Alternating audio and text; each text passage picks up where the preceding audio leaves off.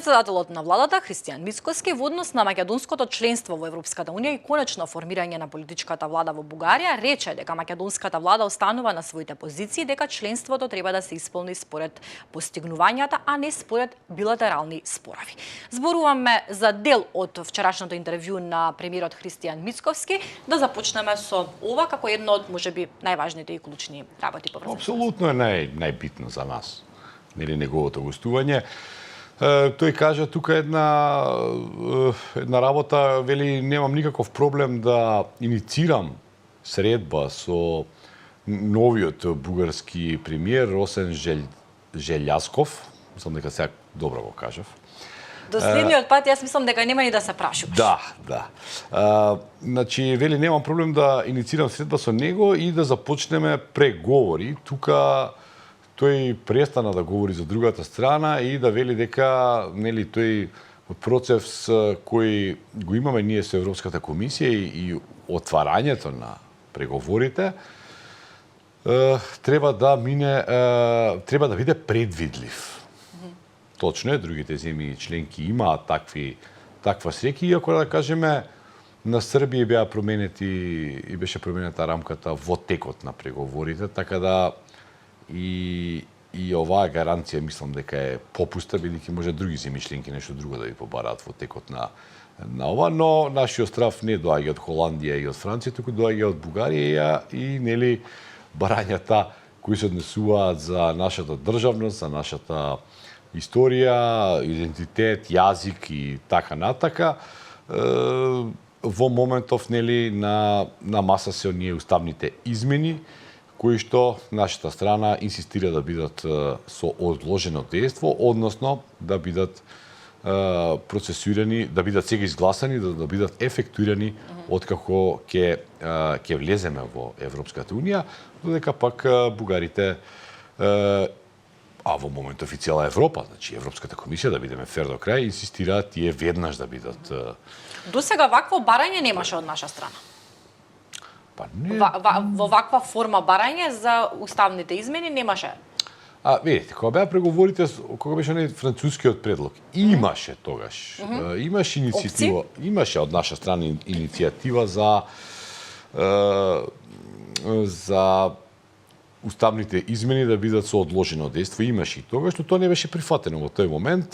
Таа влада беше многу слаба, некако беше неверојатно проевропска, што ја веројатно им штетеше на самиот процес, му штетеше на преговори, кога вие нели сакате толку многу нешто кога посекувате, тоа ви станува скапо и недостапно, нели. Затоа мислам дека овој сегашниот пристап е далеку подобар, ќе видиме дали ќе даде подобри резултати, но во секој случај самата, значи, врхушката на ВМРО-ДПМН нас уште во текот на изборниот процес тие ветува дека ќе има уставни измени, но со одложено дејство, дека нема да прифатат друга формула.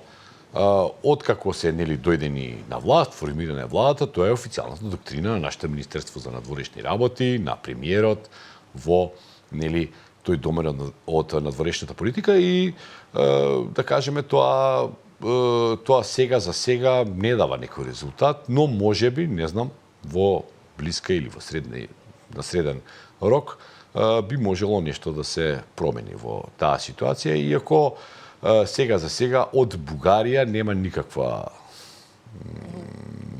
одобрување, ниту пак нема ниту еден секој бугарски политичар или функционер кој се изјаснил по ова прашање, рекол тоа е готова работа, преговарајте со Брисел, не преговарајте со Софија, иако на сите ни нејасно дека само Софија може тоа да го промени, бидејќи таа е единствената која што го побарува тоа целата Европска унија.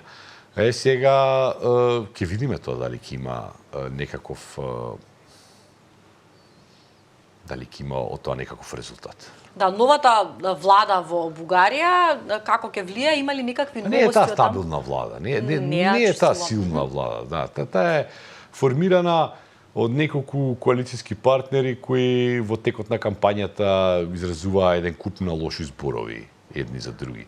Не е тоа силна влада, не е тоа влада која мнозинството на бугарскиот народ гласал за таква влада, не. И но сепак е политичка влада, не е како до сега техничка влада, па нели представниците на техничката влада само ќе ви кажат извинете, ние немаме мандат да разговараме за ова. Но и сигурно ингеренциите се многу поразлични од помеѓу техничката. Ингеренциите формално се исти, но не е исто кога сте техничка влада именувана од председателот и кога сте политичка влада која е нели како резултат, како волја на гласањето на парламентарните избори, има многу голема разлика и значи оваа влада може тоа да го направи, може да направи некакви отстапки, отстапката не е многу голема, значи тука никој не спори дека бугарите треба да влезат во устав, мислам дека тоа е сосема во ред, но Македонија бара да има некакви гаранции. Гаранцијата одложено дејство е добра, ние сме говореле дека механизмот на гаранции никој не може да даде, можеме сами да си го дадеме, а тоа е нели доколку направиме консензус и изгласаме некоја декларација за тоа како ќе изгледа нашиот европски пат, очигледно дека ние консензус не може да имаме, дека сме едноставно така трајно раскарани како општество во Македонија. Сега втората работа е се вакви некои политички полумеханизми кои што даваат каква таква гаранција, иако нема никаква гаранција, верувате. Значи можеме ние да изгласаме да бидат соуставни промени, нели овој, па после некоја друга бугарска влада да ви каже нешто сосема друго да се смисли. Тие преговори може да траат 20 години, Да. за 20 години да не кажам што се може И да се 200 може да траат ако Па, така да, гледаме со како оглед на ние тоа што сме нашата тргнале, може, да. Сакам малце да го изанализираме моментот на кој што го вели Мицкоски, вели дека македонската влада останува на своите позиции, дека членството треба да се исполни според постигнувањата, а не според билатералните спорови. Што сака со ова да каже? Значи дали Добро, тој сака да каже дека нели тоа всушност е и така, значи членството не смее да биде обременето од билатерални спорови, затоа секоја земја аспирант која што влегува која што е кандидат нели во Европската унија, таа мора да ги има расчистено сите проблеми со соседите. Тоа е правило кое што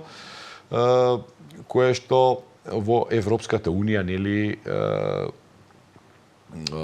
трае од кога постои таа. Значи од кога постои процесот на проширување. Значи вие морате прво да ги имате границите, да ги имате споровите со соседите подмирено, надмирено и дури потоа нели вие ќе бидете земја кандидат која што може да аплицира за Европската унија. Македонија затоа толку време не беше, бидејќи прво беше со Грција проблемот нели околу името, а сега околу презимето. Што и на крајот на паметот не ни доаѓаше дека ќе дојде до некаков ваков момент. Ние мислам дека тогаш бевме, мислам затоа што вистина на некој начин душата си ја дадовме што се вели, мислевме дека е веќе решен проблемот. Но тоа ќе се изучува во историјата како неколку феномени има направено Македонија, да не навлегуваме во таа приказка, но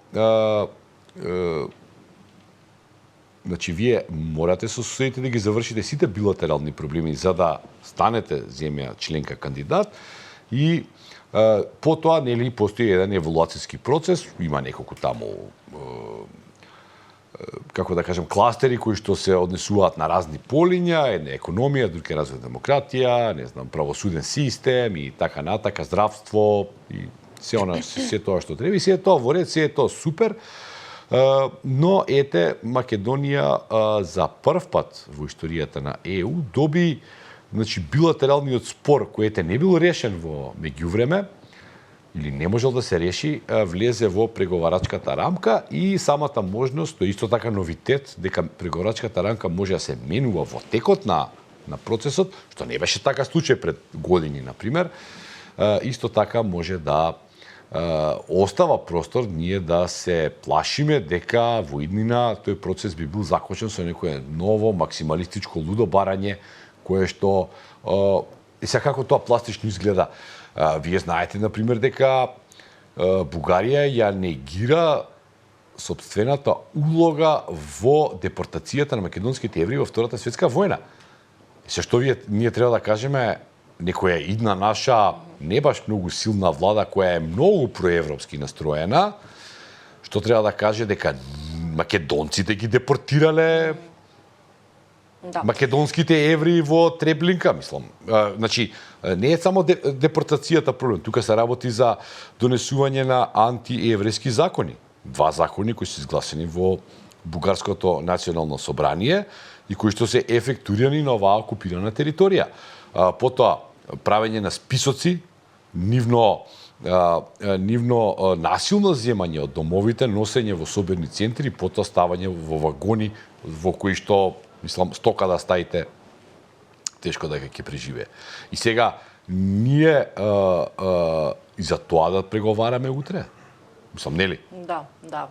Се поставува прашање синоќа го одбележавме, нели, 80 години од Аушвиц. Да.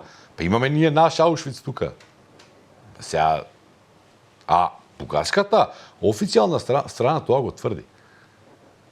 Сега ние не би смееле, ама што ви е гајле бугари устав, да, нема проблем, тоа стварно треба да има. Да, јас се сложам дека треба бугари устав. Да, но најпосле ние не го негираме тој момент, ни пречи да ги има бугарите. Јас колку што добивам впечаток на Не, никого не му пречи. Никого не му пречи, па нешто произлегува особено, нешто многу од уставот, некакви права и не знам што, тоа што ќе ве спомнат уставот нема врска, постојат други закони кои го регулираат тоа и бугарите во Македонија имаат право да се на сите права кои што ги имаат и другите малцинства, но не се спомнати во уставот, добро, во ред. Тоа е грешка, треба да се исправи, но што станува за другите работи? Бидејќи споровите таму се кои што ги имаат двете страни се многу големи. А еве ви кажав еден пример, што би значило ние некоја идна влада пред некоја идна влада, што би можело да доколку не ја добиеме таа потребна гаранција за која што веќе зборуваме подолго време, дека делам и таа гаранција не е доволна, но сепак колку толку покажува дека ние сме подготвени да се бориме за тие работи.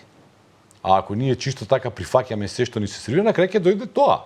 Да, но факт е дека тука има недостатоци од страна на Европската унија, структурата со тоа што се дозволува една членка да ги прави овие работи, но ова е некоја друга тема, можеби премногу навлеговме. Да, премногу навлеговме, можеби во некоја друга прилика ќе се може да го разјасниме и тоа како прашање. Благодарам што и утредава беше заедно со нас. Верувам дека ви беше интересно да го гледате Срѓан Ивановиќ како и секогаш со неговата утринска анализа за последните случувања актуелни за нашето македонско прашање. Во продолжение одиме и со меѓународната анализа. Бидете тука.